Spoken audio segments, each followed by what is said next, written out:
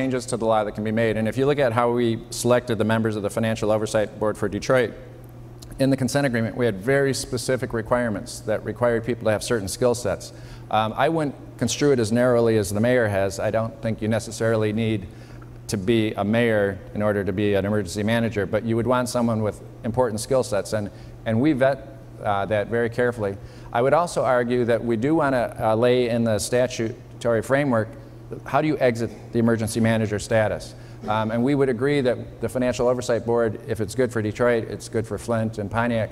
In fact, we have an informal one up in Flint now. We like the idea of having some structure in place that will allow the transition of the emergency manager out and the returning of the power back to the mayor and the council. So we are supportive of reforms to kind of improve Public Act 4, and that's normal of most statutes that are passed that create a new law. They evolve over time and improve over time.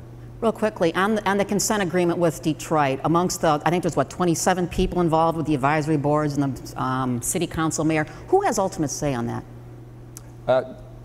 Right now it's the mayor. And until there's a point, the Financial Oversight Board has a couple items of power. For example, they will establish what the revenues are in order to base a budget. So that they'll tell the city. So the mayor has final say when saying, yes, we're going to do this, if they come in with something more stringent than he has endorsed. The mayor and the council can't pass a budget that spends more money than the Financial Oversight Board says you have for next year. So they set the revenue amount, and then the council and the mayor work under that rubric.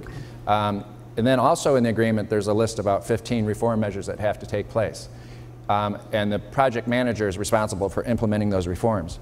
If one of those measures goes into default, then the project manager would not report to the mayor. He would report directly to the board to implement that reform. Okay. Mayor.